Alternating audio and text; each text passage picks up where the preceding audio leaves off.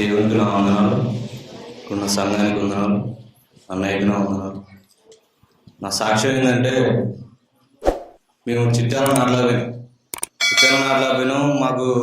మేము మా అమ్మకి 11 మంది, ఇది 5 అన్నదమ్ములు 6 అక్కలు. అయితే అన్నదమ్ములు అందరూ వేరు చేసేసారు, మేము దూరం అయిపోయాం.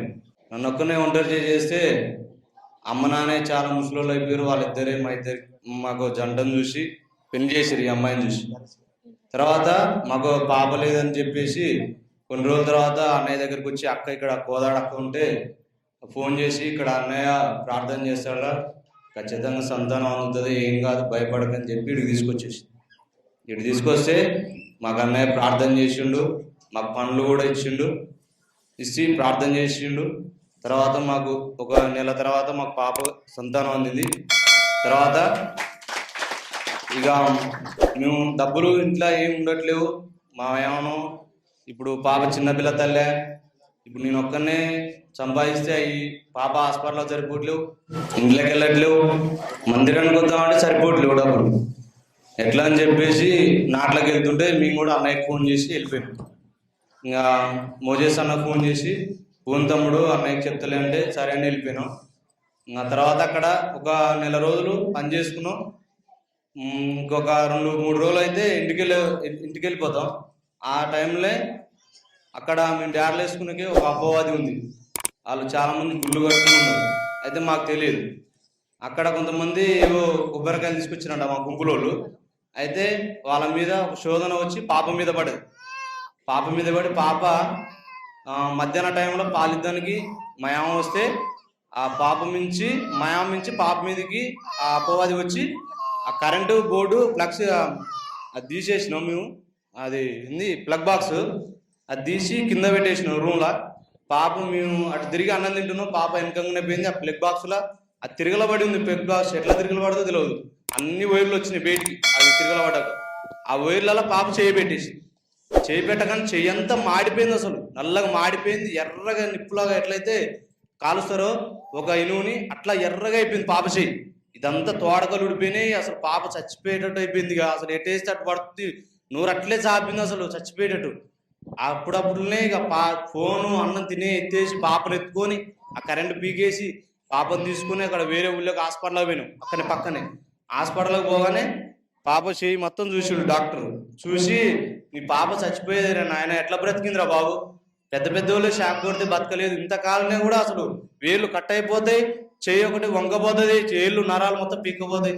పాపకి ఇంతవరకు ఏ ప్రమాదం జరగలేదంటే నువ్వు నమ్ముకున్న దేవుడు చాలా గొప్ప దేవుడు నాయన, ఏ దేవుడు నీ దేవుడు అనగానే నేను ఇక సార్ ఎట్లా సార్ మా పాపకి ఎట్లా సార్, ఇప్పుడు ఏమైనా ఇబ్బంది అవుతుందా సార్ అంటే, నువ్వేం కంగారు పడాల్సిన లేదు, ఏ బాధపడాల్సిన లేదు, పాప బ్రతికుందంటే నీ దయగా ఏ బాధ లేదు, నీకు ఏ బాధపడాల్సిన అవసరం లేదు, పాపకు నేను ఆయింట్మెంట్ రాస్తా కూల్ అవ్వడానికి అని చెప్పి పాపకు ఆయింట్మెంట్ కూడా రాసిండు. డాక్టర్ కూడా ఇట్లా బ్రతకరని చెప్పారు. చేతులు కూడా ఏం వంకరపోలే, పాప చేయి కూడా ఇంత కాలిందిగో, పాప చేయి కూడా వంకపోయింది. ఫోన్లో కూడా ఫొటోస్ ఉన్నాయి, అసలు ఘోరంగా కాలింది చేయి. ఇక డాక్టర్ కూడా చాలా రోజుల వరకు మానదని చెప్పేసిండు. కానీ అన్నయ్యకి ఫోన్ చేసి, అన్నయ్య ఇట్లా చేయగలింది అన్నయ్య అని ఆ ఫోటో తీసి వాట్సాప్లో అన్నయ్యకి చెప్పిన. అన్నయ్య వాట్సాప్లో ఏం భయపడదు తమ్ముడు, ఏం కాదు, నేను ప్రార్థన చేస్తా మానిపోతుందిలే, అదొక శోధన వచ్చింది, ఏం భయపడకు, నువ్వు వచ్చే ఇంటికి అని చెప్పేసి. ఇక అన్నయ్య ప్రేయర్ చేయడంతో ఈ పుండు కూడా మానకుంటే కూడా మానిపోయింది. చిన్న పాప ఊరికే తిరుగుతుంది కదా, అవి గుచ్చుకొని ఎక్కువైతుంది. అన్న ప్రార్థన చేయడం ద్వారా ఈ పాపకు స్వస్థత వచ్చింది, చెయ్యి కూడా మానిపోయింది. ఆ దేవుడు ఎవరు అండలేకపోయినా ఆ దేవుడు నా అండనుంది, నా పాపను నాకు కాపాడి నాకు ఇచ్చిండు. ఆ దేవునికి కృతజ్ఞతలు, వందనాలు, స్తోత్రాలు తెలియజేస్తున్నాను. ఈ చిన్న సాక్షి దేవుడు దీవిస్తున్నాడు. ఈమె పేరు సాక్షి, పాప పేరు. మన మందిరంలో పెట్టిన పేరే సాక్షి. మరి సాక్షిగా ఈ స్థలంలో నిలబడ్డది. కాకపోతే సాక్షికి ఏమైంది, కరెంట్ షాక్ కొట్టింది. ఇక్కడ చూడండి, ఈ చెయ్యి అంతా ఇక్కడ అంటే ఈ పార్ట్ అంతా పూర్తిగా కాలిపోయింది పాపకి. ఇప్పుడు మానింది కాబట్టి అర్థం కావట్లేదు, పూర్తిగా కాలిపోయిందండి. అంటే అంటుకొని వైర్తో సహా చెయ్యి ఇక్కడ వరకు కాలిపోయింది పాపకి. ఫోటోలో ఉంది చూడండి. కానీ కరెంట్ షాక్ అట్లా అంటే వైర్ తగిలితేనే పొయ్యి అంత దూరంలో పడతారు ఎవరైనా, అవునా కాదా? చిన్న పాప మరి ఆ షాక్ మరి తగలడంతో మరి పడిపోవడం కాదు కదా, కాలిపోయేదైతే కాలిపోతుంది, కానీ పాప నిజానికి ఆ సమయంలో మరి వారి తల్లిదండ్రులు అలర్ట్ అయ్యేలోపే జరిగేదంతా జరిగింది. కానీ ప్రాణాలతో బయటపడడం అనేది సామాన్య విషయమా? కాదు కదా.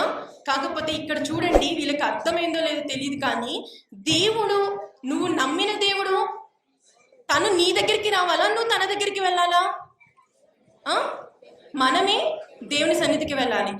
సంతానం లేదని వచ్చిన వీళ్ళు సంతానం అందిన తర్వాత ఏం చేశారండి? ఏం చేశారు చెప్పాడు కదా. అంటే ఉంటాయి ప్రాబ్లమ్స్, కాదనం. కాకపోతే మందిరములో ఏదో మొక్కుబడిలాగా రావడం కాదు.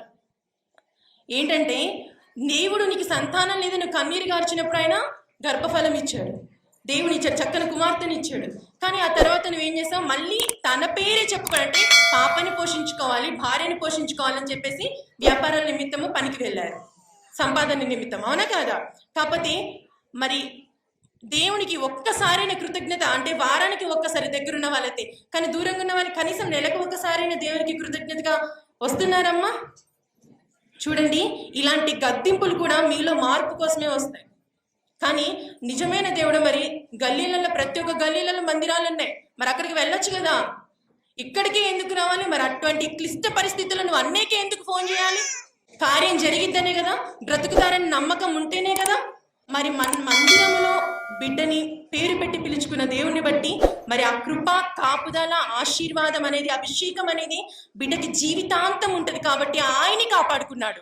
కనీసం మరి ఇదైనా జీవితాంతం గుర్తుపెట్టుకొని సన్నిధిలో ఒక బలమైన విశ్వాసుల కుటుంబం ఉండే విధముగా మీరు కూడా ప్రార్థన చేయండి, కుటుంబం అందరి కొరకు. సరే, ఇక చిన్న సాక్ష్యం దేవుడు దీవించును గాక. ఆమేన్.